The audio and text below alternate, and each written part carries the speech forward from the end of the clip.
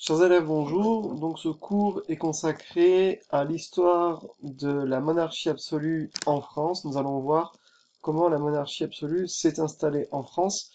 Donc je vous rappelle un petit peu l'introduction que vous aviez écrite vendredi avant le week-end. Donc notre nouveau chapitre s'intitule L'affirmation de l'État dans le Royaume de France et il va s'intéresser en fait à la construction de la monarchie absolue de droit divin en France. Je reprends rapidement cette notion. La monarchie absolue de droit divin, il convient de définir chaque mot. Monarchie, ce n'est pas compliqué, c'est un régime politique où le pouvoir se transmet de père en fils. Nous vivons en République avec une démocratie où le président de la République, qui est le détenteur du pouvoir exécutif, tient son pouvoir du peuple, ça veut dire qu'il est élu par le peuple et évidemment, ce n'est pas le fils du président qui reprend le pouvoir. En monarchie, c'est tout simple, il y a un roi puis un héritier.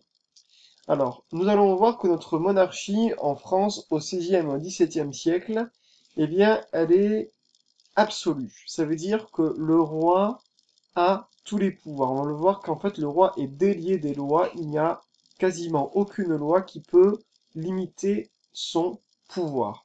Alors, on a la tendance à considérer la monarchie absolue comme un modèle universel. C'est faux.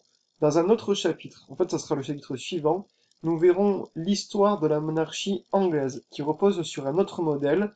Dans la monarchie anglaise, vous verrez, le roi n'a que la moitié des pouvoirs, l'autre moitié des pouvoirs est détenue par une institution que l'on appelle le Parlement. En France, au XVIe et XVIIe siècle, s'est construit un modèle opposé au modèle anglais, c'est la monarchie absolue, ça veut dire que le roi détient tous les pouvoirs. Enfin, notre monarchie absolue est considérée comme venant de Dieu, ça veut dire qu'elle est de droit divin. Cela signifie que la monarchie absolue de droit divin est un régime politique dans lequel le pouvoir du souverain est légitimé par la volonté de Dieu et par hérédité. Là encore, dans notre système actuel, le pouvoir est légitimé par des élections.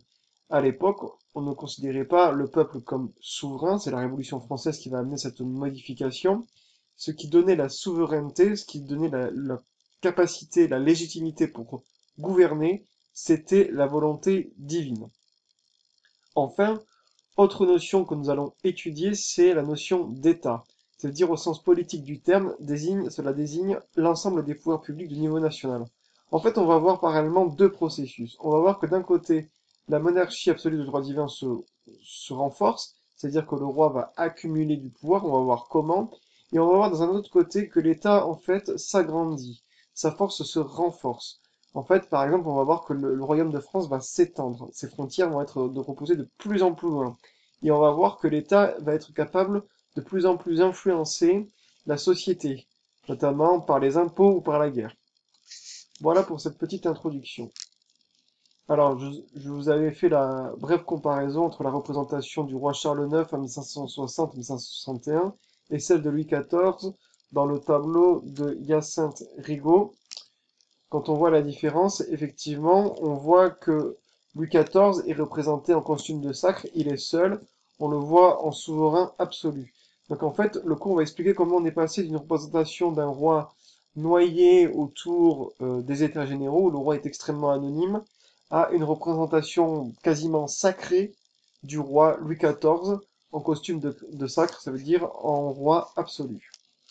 Alors, Grantin, l'affirmation de l'État à la Renaissance, 1.1, une nouvelle façon de considérer le pouvoir royal. Alors, il faut savoir que au XVIe siècle, il y a un mouvement intellectuel extrêmement nouveau qui s'appelle l'humanisme. Donc, les humanistes sont des penseurs qui estiment qu'il faut dépasser une vision de la pensée philosophique purement religieuse et il faut aussi s'intéresser aux affaires humaines. Je schématise en gros. Un des humanistes est Guillaume Budet. Et lui, il va théoriser le fait que le roi tient son pouvoir de Dieu. Donc en gros, il va légitimer la monarchie de droit divin. Par conséquent, Guillaume Budet estime que comme le roi tient son pouvoir de Dieu, il n'est pas tenu de respecter les coutumes et les privilèges anciens. C'est quoi les privilèges? Ce sont les droits particuliers à un individu ou à un groupe d'individus. Par exemple, dans la monarchie française, on considérait que la noblesse devait avoir plus de droits par rapport aux tiers états, notamment sur le plan fiscal. Aussi, il y a des coutumes, ça veut dire des usages relevant non pas de la loi écrite, mais de la tradition. Donc au XVIe siècle, par exemple, il peut y avoir telle ville qui peut être dispensée d'impôts, ou dispensée de fournir des soldats à l'armée royale, ça c'est de l'ordre de la coutume. Pour Guillaume Budet, coutumes et privilèges ne sont pas des obligations pour le roi. Le roi peut faire ce qu'il veut, étant donné qu'il tient son pouvoir de Dieu. Donc, on va avoir deux grands rois au XVIe siècle qui vont s'inspirer des conceptions de Guillaume Mudet pour régner et gouverner. On va avoir François Ier, donc le fameux roi qui va construire les châteaux de la Loire, et Henri II, qui règne de 1547 à 1559. Alors, on va s'intéresser à un premier document, c'est le document que je vous ai distribué. C'est l'ordonnance de Villers-Cotterêts.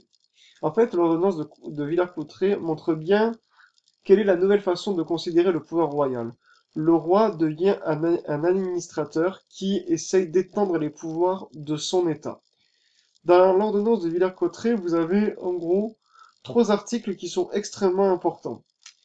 Le premier article, c'est l'article 51, qui est en fait une ordonnance de réforme administrative. Voilà ce que dit cet article.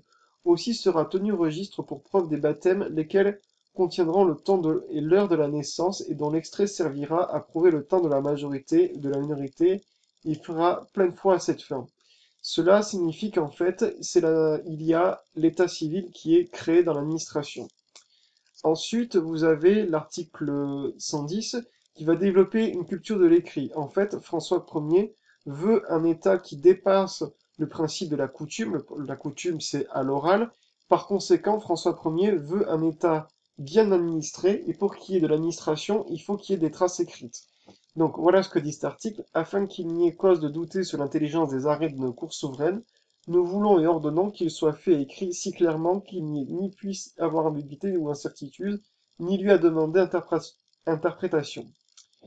Et enfin, l'article 111 impose, peut-être le plus important, et vraiment celui qu'il faudra retenir, impose l'usage du français.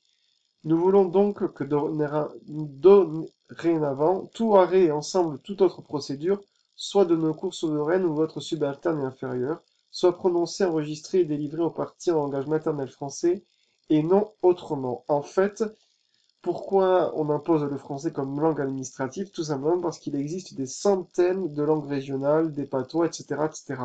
François Ier veut gouverner un État bien administré, par conséquent, il veut imposer une langue commune, et cette langue sera le français. Donc vraiment, l'ordonnance de Villers-Cotterêts, c'est un premier point à retenir, ça montre que le roi affirme sa puissance en contrôlant son administration, notamment en imposant l'écrit, l'état civil et l'usage du français comme langue officielle. Alors évidemment, l'État se dote d'une administration de plus en plus efficace, il impose une culture de l'écrit, mais il ne fait pas que ça. Les rois deviennent des mécènes importants. Alors la notion de mécène, c'est très simple, ce sont des princes ou des rois ou des nobles qui financent l'art. Par conséquent, par exemple, François Ier fait venir Léonard de Vinci d'Italie, et des châteaux somptueux se développent, comme Chambord ou Chenonceau. Ces châteaux sont un véritable instrument pour montrer le prestige de la royauté, de la monarchie. Comme ça montre la puissance du roi.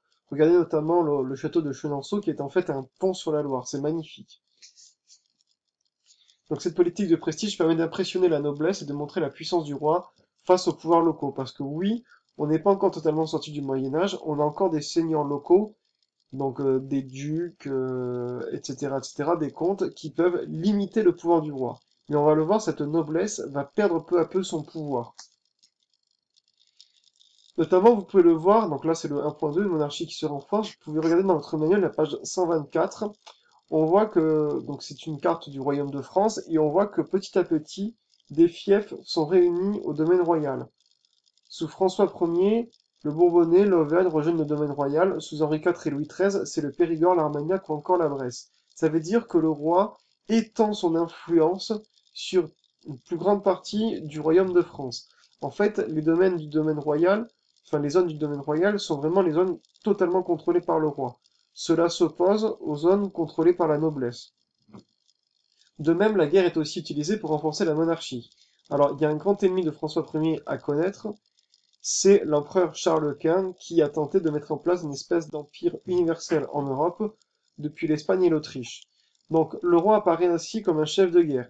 Mais pensez bien que si jamais il y a une guerre, il faut la financer. Et comment on la finance? Par les impôts. Et comment on a des impôts? Par administration sur le peuple. Donc là, on voit bien aussi le lien avec Villers-Cotterêts. Il faut une administration efficace qui utilise l'écrit, qui utilise le français comme langue officielle. Tout est lié. Cependant, on peut le voir, il y a des limites au pouvoir du roi. Alors, il y a une limite infranchissable qui concerne les lois fondamentales du royaume. Le roi ne peut pas changer quelques lois fondamentales qui concernent le royaume de France. La plus connue, c'est que le roi ne peut pas changer les règles de succession. Par exemple, le roi ne peut pas faire en sorte que ce soit une de ses filles qui devienne reine de France. Ça, ce n'est pas possible. La monarchie française impose un souverain masculin. Le roi n'a pas la capacité de changer ça. C'est une des lois fondamentales qui limite le pouvoir du roi. Même au temps de Louis XIV, Louis XIV tentera de changer des lois fondamentales, il n'y arrivera, il ne pourra pas le faire parce qu'on considère que ces lois sont sacrées. De même, le territoire français est encore difficilement contrôlable. Par exemple, il y a des bandes de brigands qui sévissent encore, qui arrivent à être cachés. La police du roi n'arrive pas à tout contrôler. Au niveau local aussi, on va avoir la même tentative qu'en Angleterre.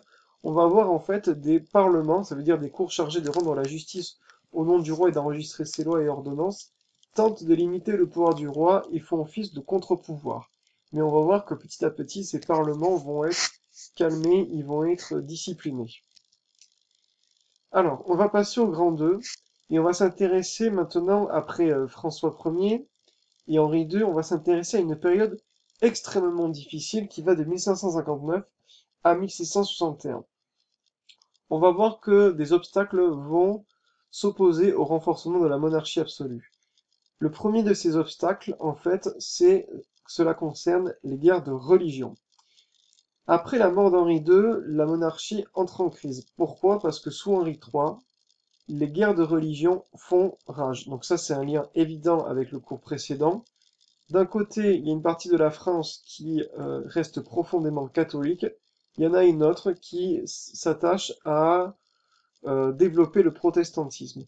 Et donc, il va y avoir un conflit religieux entre les deux nouvelles religions.